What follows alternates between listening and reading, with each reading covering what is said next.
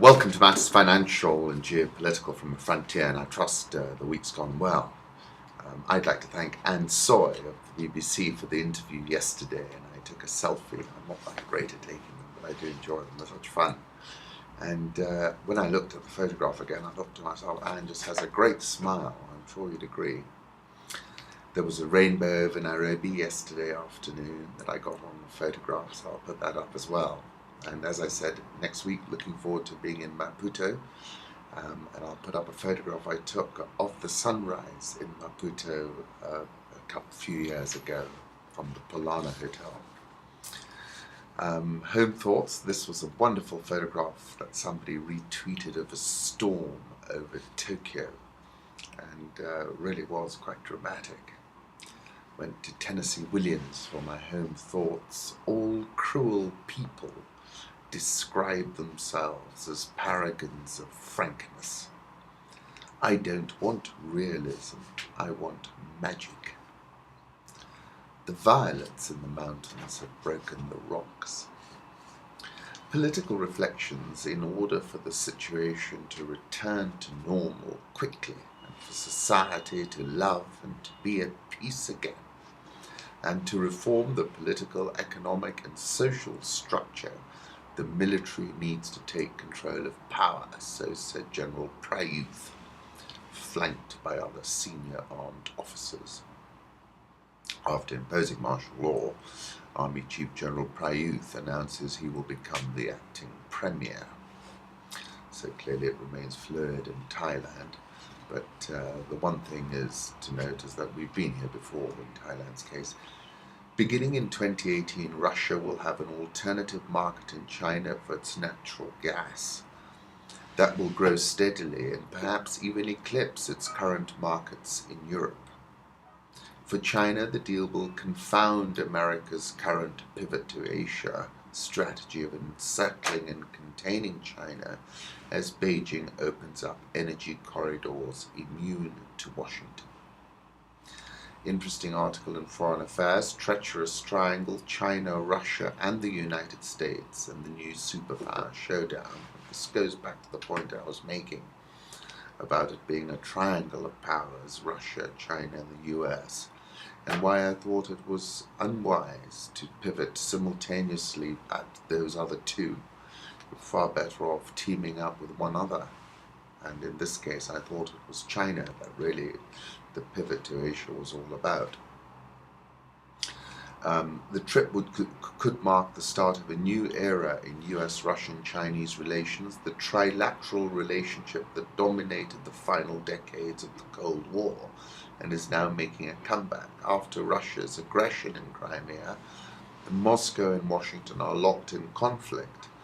Beijing has thus become the new fulcrum, the power most able to play one side off the other. Chinese state media say 5 suspects blew themselves up in Xinjiang attack that killed 31 people on Thursday, so again intensity and frequency increasing. I spoke about this on the 2nd of December last year when I said Xinjiang might well morph into China's Afghanistan. I'll put up a photograph of Urumqi, Xinjiang, the skyline. And then I came across this on Bloomberg. The government's high-pressure policy in Xinjiang has descended to a vicious circle, said Hu Xingdu, professor of economics at the Beijing Institute of Technology. More crackdowns will breed more violent attacks. There's been a shift in objective from attacking government buildings and police stations to creating mass civilian casualties and causing terror, and that's really worrying. With the perception that things are spiraling out of control in Xinjiang, one question is whether Xi's economic plans for the province will fail at the expense of fighting extremists. Apparently, the Ethiopian leader is reported to have said to South Sudanese rebel leader Riek Machar and to Salva Kiir, "You will not leave here. I will imprison you here." And probably informs us of why that agreement might not stand up. The Washington Post posted a photograph, a map of Africa, and showed where US troops on the ground are. But of course, the US has a full spectrum position when it comes to the continent. And then I like this photograph from Global Post of residents of Bangui celebrating after former Seleka rebels were outside the city on January the 28th, 2014. Currency markets, the euro is at 136.50 within sight of a 3-month low of 136.34. I think it has an outside chance of going as low as 133.80. Dollar index 80.25, but that move higher is all correlated to the move lower in the euro dollar. Japanese yen 101.76, Swissy 0.8948, the pound 168.70. I think the near-term objective is 173.50. Aussie 0.9236. The India rupee 58.505, headed for a 4th weekly gain, longest winning streak in more than a year. Touched 58.37, the strongest level since June 18, 2013. Has rallied 3.2% since April 30. That's all a Narendra Modi dividend. South Korean won 1023.73, the Rial 221.58, Egyptian pound 713.08, and the Rand, where they didn't increase rates, 1034.84. The euro has fallen 0.3% since May 16, extending a 1.3% decline in the previous 2 weeks. The yen is set for a 0.3% weekly drop. Euro down 1.25 in the past month. That's not difficult to know why. There is a general consensus that Mario Draghi pulls the trigger in June. Dollar index offered up a 3-month chart. We're at the top of the range. It'll be interesting to see how it performs, but given that I feel that the euro dollar is headed lower, we could see further strength in the dollar index. Financial data firm Market, meanwhile, said its preliminary or flash US manufacturing Purchasing Managers Index rose to 56.2 in May from 55.4 in April. US Treasury yields edged up on the data, with the benchmark yield briefly hitting a 1.5-week high of 2.57%. Euro dollar 136.50, as I said, outside objective is 133.80. I'll put up a 3-month chart. The ECB President Mario Draghi said this month officials are ready to ease monetary policy in June, citing the euro's strength as a cause for serious concern. Policymakers next meet on June 5. Dollar yen 101.76, gold still below 1300 at 1294.775, but it's a narrower and narrower trading range, which is an interesting chart pattern. Crude oil 103.80, I think it's very toppy here. Interesting piece in the FT about China's central bank admits difficulties with Africa. Beijing has made a rare and candid admission of the difficulties in its economic relationship with Africa, with one of the country's top financial officials describing some Sino-African deals as not so good, not so satisfactory. The comments by Zhu Zichuan, governor of China's central bank, appear part of a much broader effort by Beijing to recalibrate its economic and trade relations with Africa in response to growing criticism inside and outside the continent. Different entities have behaved differently. There may have been some phenomena of Chinese investors that were not so good, not so satisfactory, Mr. Zhu said. Pretty interesting. Malawi's ruling People's Party has found serious irregularities in the counting and announcement of results from the Southern African nation's May 20 election, President Joyce Banda said on Thursday, raising fears of a disputed outcome and violence. Reports included hackers breaking into Malawi Election Commission computers and ballot tallies exceeding the number of registered voters in some constituencies, prompting Banda to demand a manual count. It has come to my attention that there are some serious irregularities in the counting and announcement of results in some parts of the country, Banda said. I call upon the Malawi Electoral Commission to carry out an immediate manual audit of the whole process, she added. Only result released so far, a partial tally put out by the private Zodiac radio station, gave opposition Democratic Progressive Party leader Peter Mutharika whom I met some time ago here in Nairobi, the brother of the late President Bingu wa Mutharika, a narrow lead. And increasingly it looks like Joyce is on her way out. So we'll keep an eye on that. South African all-share is up 9.4% this year and at fresh all-time highs. Dollar versus rand, 10.3486. As I said, I think it's going to head towards 10 before 11. The Egyptian pound, 7.1312. That continues to soften. It's had a quick run through 7 and it's now at 7.1312. The Egyptian stock market, however, rallied a further 1.17% yesterday. It's at a more than 69-month high, and it's up 30.53% this year, and Africa's best. And as I said on the 20th of January, if the equity markets had a vote in Egypt, Army Chief General Abdel Fattah al-Sisi would actually get one of those impossible to believe votes of 99.8%. The Nigerian all-share is down just 1.11% this year. And interestingly, it has risen by 11.7% since May 2013. And what I find interesting, is that the resilience of that market in the face of the news flow that we've received, bring back our girls, good luck Jonathan, semi-detached, doesn't say a word for 3 weeks, now trying to play a bit of catch up, and you've had this tremendous dysfunction, the central bank governor basically throwing in the towel. You've actually, the market has been strengthening in that environment, which is interesting. Recent bombings in Abuja and last year's attack on Westgate confirmed the potency of asymmetric risks. African markets have taken these risks in their stride. This is what I said on the 22nd of April. They might stumble if these asymmetric risks ratchet higher. I'll put up a photograph of Westgate, which when I checked was exactly 241 days ago. BBC have posted a photograph of Boko Haram attacks where you can see it spreading out of the northeast where it was all based from.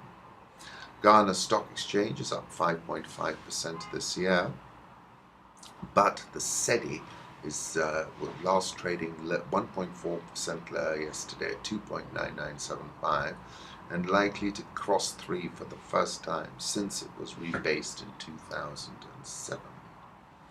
It's the worst performer among 24 African currencies, therefore has eroded all your returns. Their fiscal balance is really not doing well, and then at the same time their exports aren't doing well. This is affecting the current account, which in turn is affecting the Cedi. Ghana has been struggling to curb spending since its fiscal deficit ballooned to 12.1% of GDP before 2012 elections. The gap will probably exceed 10% of GDP for a third consecutive year in 2014. Yields on the Eurobonds due to August 2023, which started trading at about 8% when they were sold more than 8 months ago, rose 1 basis point to 8.75%. The Cedi has weakened every year since Bloomberg began tracking it in 1994. They placed limits on dollar withdrawals and transfers to stem the Cedi slide in February. I wrote about this on the 28th of April when I said rising fiscal imbalance is the region's Achilles heel.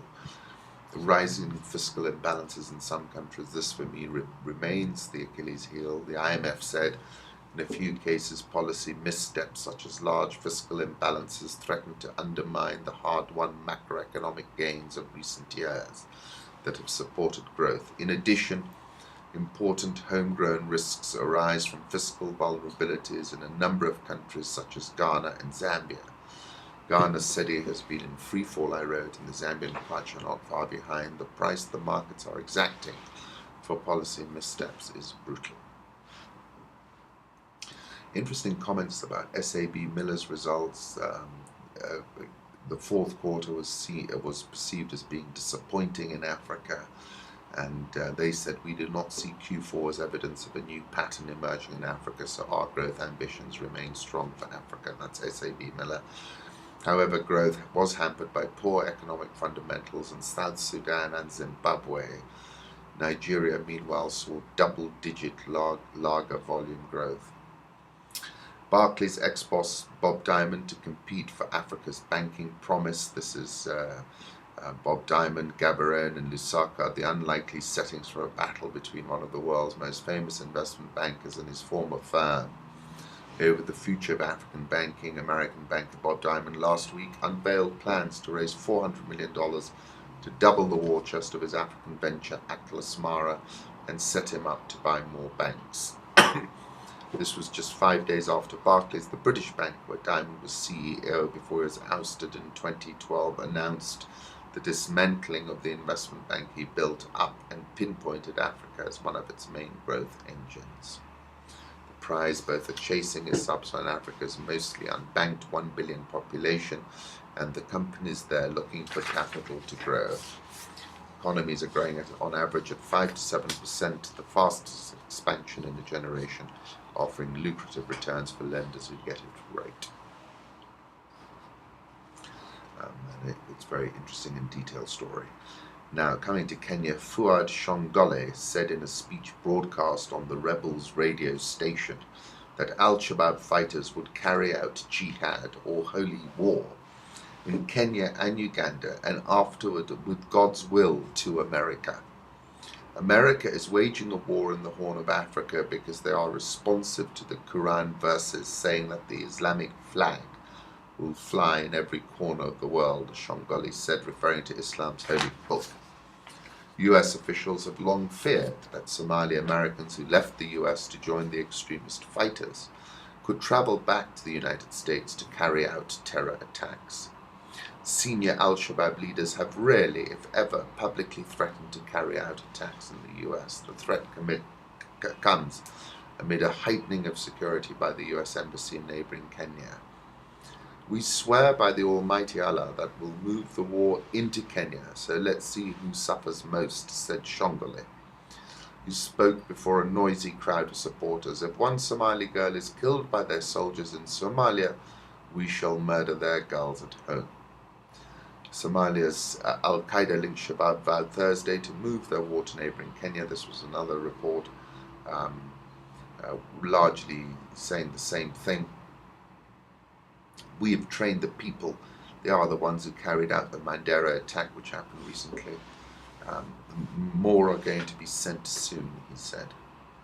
This is what I was writing about over the weekend when I saw the dashboard as blinking amber. And I referred to Don DeLillo in Point Omega, who says, when you strip away surfaces, when you see into it, what's left is terror.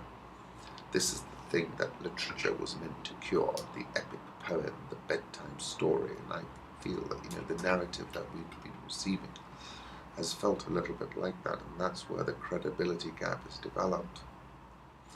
Grenade attack on police vehicle wounds 2 in Kenya's Mombasa. Officers just picked up 2 suspects after getting information they were planning an unspecified crime. Mombasa County Commissioner Nelson Mawa told journalists at the scene. As the car left, their accomplice threw a grenade which exploded behind the police vehicle. He added, earlier in the evening, the government's National Disaster Operations Centre had said the blast was caused by an improvised explosive device. I'll put up a photograph of the sunset in Mombasa 145 days ago. Nakumatt edges closer to ShopRite by the 3 ShopRite outlets in Tanzania that they've been looking to snaffle up, and it seems they've now getting their way.